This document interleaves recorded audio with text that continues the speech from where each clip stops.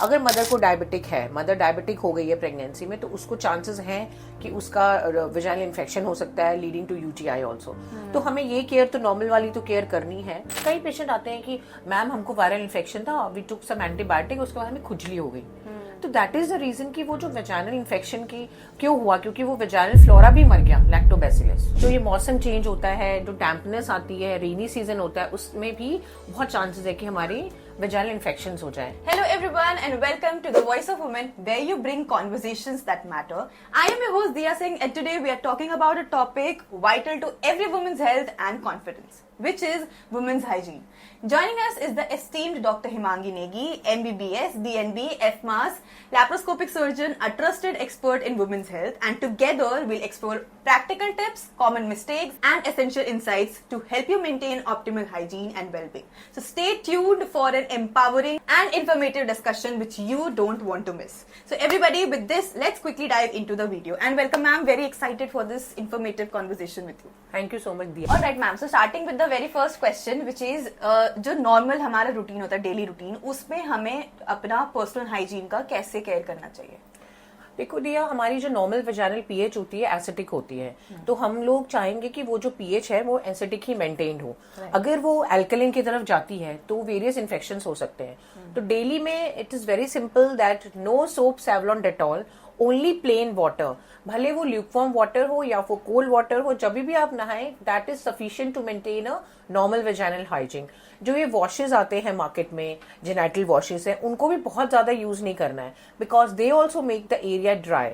So you can use it weekly but not daily, but only normal water is sufficient for your normal hygiene. Right ma'am, कभी कभार infectious, obviously वो area बहुत ज्यादा gentle care की requirement होती है वहां पे, और इन्फेक्शंस होने के चांसेस बहुत ज्यादा हाई होते हैं, कंसिडरिंग कि हम डे टू डे में औरतें बाहर जाती हैं और हम पब्लिक वॉशरूम्स यूज करते हैं। तो यूटीआईज वगैरह को कंट्रोल करने के लिए क्या बेसिक स्टेप्स है जो हमें अश्योर करना चाहिए before using any public toilet? Yes, it is very important कि आप अपने वॉशरूम यूज करो, मतलब पब्लिक टॉयलेट जहाँ साफ है वहां करिए। और ये नहीं है कि आपको यूरिन रोकनी है, क्योंकि यूरिन रोकने से भी यूटीआई होता है। सेकेंड इंपॉर्टेंट स्टेप इज जब आप टॉयलेट कर लें, यूरिन पास कर लें, then always you have to wash it from front to back rather than back to front. Why? Because there are many bacteria जो कि हमारे एनल रीजन में होते हैं। तो अगर हम उसको बैक टू फ्रंट वॉश करेंगे तो देयर आर चांसेस कि वो बैक्टीरिया आपके यूरेथ्रा, मतलब यूरिन वाली जगह पे चिपके और फिर वो एसेंड होकर आपको यूरिन इन्फेक्शन कॉज करें। तो best is front to back करें और इसे पेपर डैप करिए, बस दैट्स ऑल। नो ढूसिंग, ज्यादा आपको जेट भी नहीं चलाना है वहां पे, वो भी वेजाइनल फ्लोरा डिस्टर्ब करता है। और आपको बस फ्रंट टू बैक ही वॉश करना है। ओके, तो with this moving on to a very crucial question. हमें ये तो समझ में आ गया कि हमें केयर कैसे करनी है, सफाई का ध्यान कैसे रखना है, लेकिन मैम बहुत सारे फैक्टर्स ऐसे हैं जो हमें पता ही नहीं है। तो वो फैक्टर्स को डिस्कवर कर दे कि कौन कौन से फैक्टर्स से ये इशू कॉज होता है। ओके, जैसे कि एक बहुत ही जनरल थिंग है कि एक्सरसाइज करते हैं हम लोग, तो what we wear is dry fit. उसमें भी क्या होता है कि पसीना सूखता है वहां पे, तो वो भी कॉज करता है कि आपने जब आप एक्सरसाइज करके आए तो तुरंत ही आप अपना चेंज कर लीजिए अंडरगारमेंट्स एंड ड्राई फिट वाला and take a bath. 5 minute रुक के बाथ ले लीजिए, क्योंकि वो जो ट्रैप पसीना है it also causes fungal infection. तो उससे इचिंग है, वेजाइनल पीएच भी डिस्टर्ब हो जाएगी, वो है। और ये जो चेंज ऑफ वेदर होता है, जो ये मौसम चेंज होता है, जो डैम्पनेस आती है, रेनी सीजन होता है, उसमें भी बहुत चांसेस है कि हमारी वेजाइनल इन्फेक्शंस हो जाए।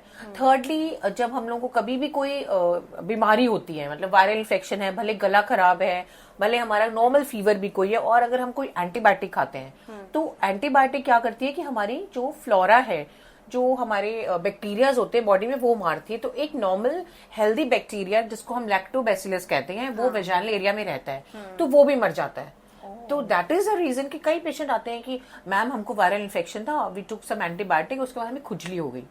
तो दैट इज द रीजन कि वो जो वेजाइनल इन्फेक्शन की क्यों हुआ, क्योंकि वो वेजाइनल फ्लोरा भी मर गया, लैक्टोबैसिलस। ओके, तो जब भी ये कुछ ऐसी हो, जब फीवर हो रहा है, अगर आप एंटीबायोटिक खा रहे हो, गला खराब है, एंटीबायोटिक खा रहे हो, तो आप एक इंपॉर्टेंट थिंग है कि प्रोबायोटिक जरूर खाएं। प्रोबायोटिक इज फुल ऑफ जो दवाइयां होती हैं वो फुल ऑफ गट फ्लोरा होती है, तो वो आप जरूर खाइए, ताकि आपकी जो इंटेस्टाइनल फ्लोरा है वो भी डिस्टर्ब नहीं हो, आपकी वेजाइनल फ्लोरा भी डिस्टर्ब ना हो। ये इंपॉर्टेंट है। और कुछ चीजें होती हैं जैसे कि सेक्सुअल एक्टिविटीज हैं, तो वो भी अगर आप वन पार्टनर हो तो बेटर है। rather than having multiple partners. वो भी क्रॉस इन्फेक्शन करता है, वो भी इन्फेक्शन करता है. Always wash your vagina after intercourse. तो ये छोटी छोटी बातें हैं. और वन इम्पॉर्टेंट और भी एक चीज है, जैसे पीरियड्स आते हैं, तो पीरियड्स में what type of pads do we use, that are also important. मेरी राय है कि आप इसमें कॉटन पैड्स ही इस्तेमाल करिए, बिकॉज जो नायलॉन लाइनिंग वाले पैड्स हैं, they cause lot of infections, because वो नायलॉन होता है. तो नायलॉन इज अ थिंग जो कि वो ट्रैप करता है पसीना भी और ऑर्गेनिजम्स भी. तो ये है. और ऑफ कोर्स अंडरगारमेंट्स भी आपको कॉटन के ही यूज करने हैं. तो ये छोटी छोटी बातें हैं जो डे टू डे टाइम में हमें, अगर हम लोग ध्यान रखें तो हम लोग वेजाइनल इन्फेक्शन से बच सकते हैं. राइट.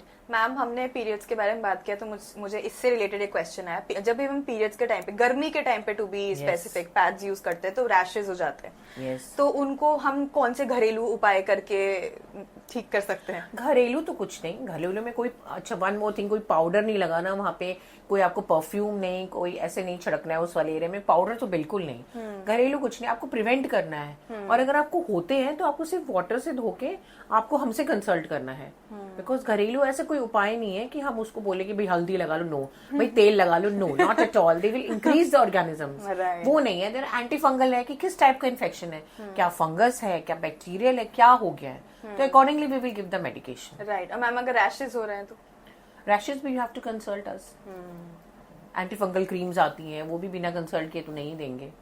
दिखाना तो पड़ेगा what is the type of rash. Right. Ma'am, हमने अभी पीरियड्स की बात की, तो वजाइना खुद के हेल्थ को मेंटेन रखने के लिए वाइट डिस्चार्ज करता है, राइट? तो वाइट डिस्चार्ज के भी, राइट, अब वो हेल्दी होता है, लेकिन उसका स्मेल बहुत ज्यादा अनबेरेबल होता है और वो बहुत एम्बैरेसिंग भी होता है. तो उसके लिए कैसे केयर करना चाहिए, कैसे क्लीन रखना चाहिए उस एरिया को?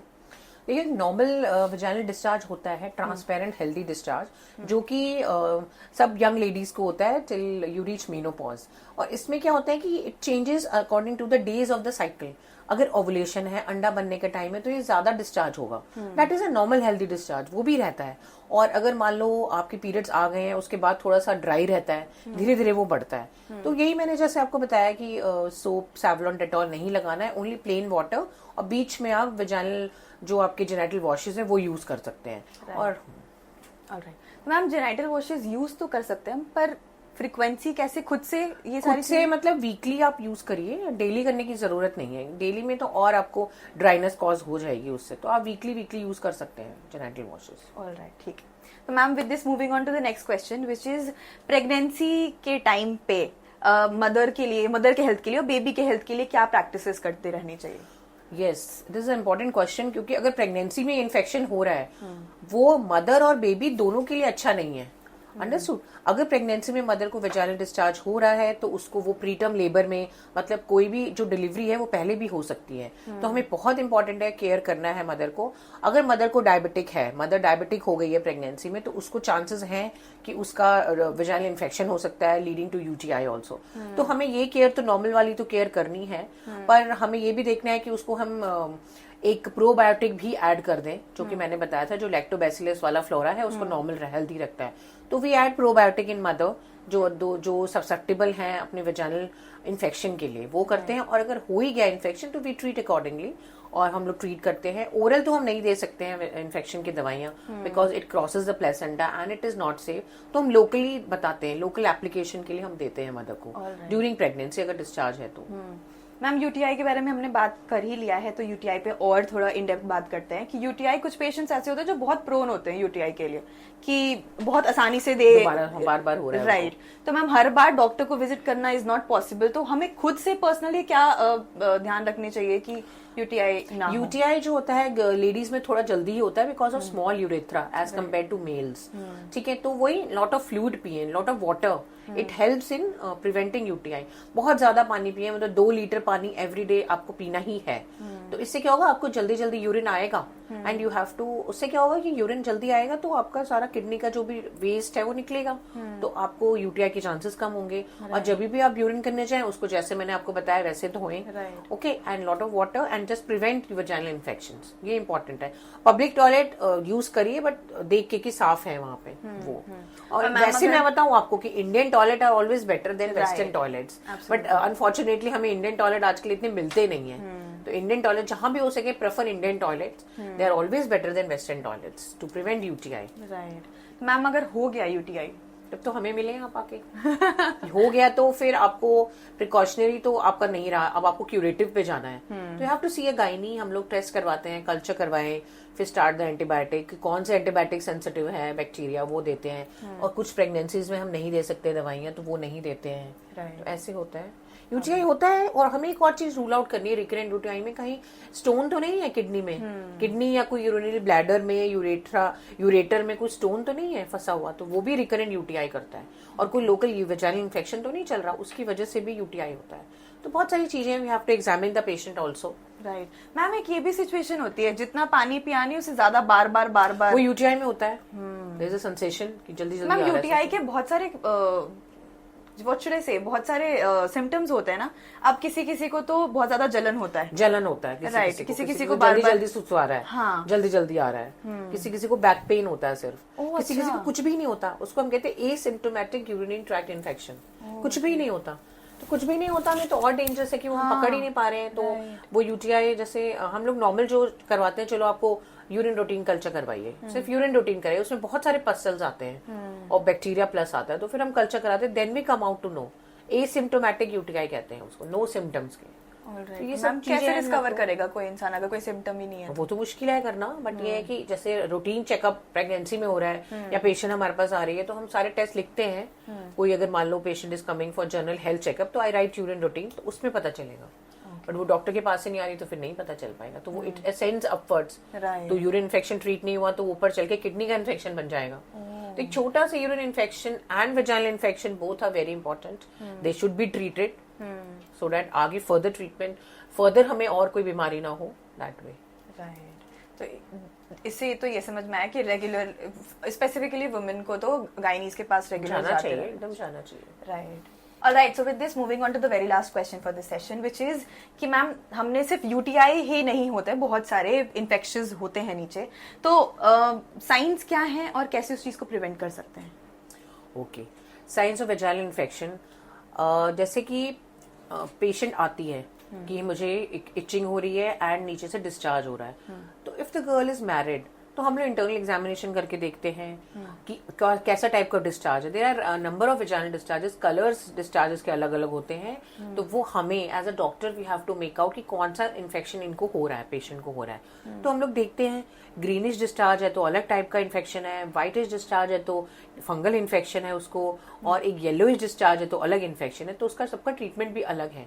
तो we have to treat the patient locally. Infection locally हम लोग दवाइयां देते हैं, डालने की दवाइयां पेसरी होती है, वेजाइनल पेसरी, खाने की दवाइयां देते हैं, और if the patient is sexually active then we treat the partner also, because this infection is inter transmissible. अगर हमने सिर्फ लेडी को ट्रीट कर दिया and the partner is not treated तो वो फिर से इन्फेक्शन उसको हो जाएगा।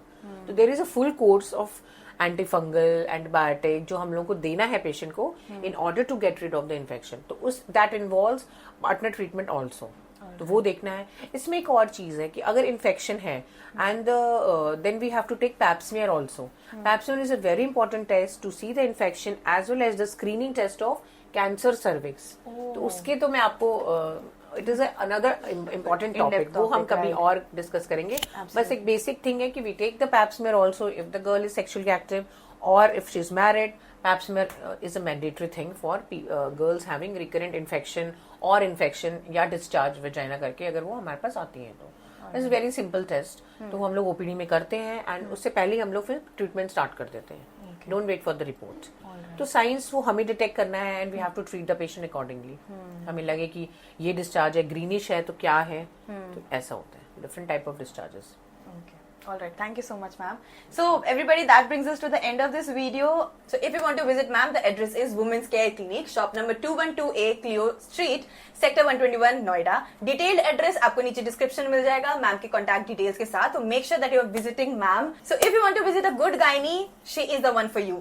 All right, ladies. So with this, everybody, make sure that you're giving this video a big thumbs up and commenting and letting us know कि इस video का कौन सा पार्ट ऐसा था जो आपको ये वीडियो देख के पता चला, पहले नहीं पता था। Until then, make sure that you're subscribing to our YouTube channel and you're a woman. You need to be independent and you need to take care of yourself. Okay, bye.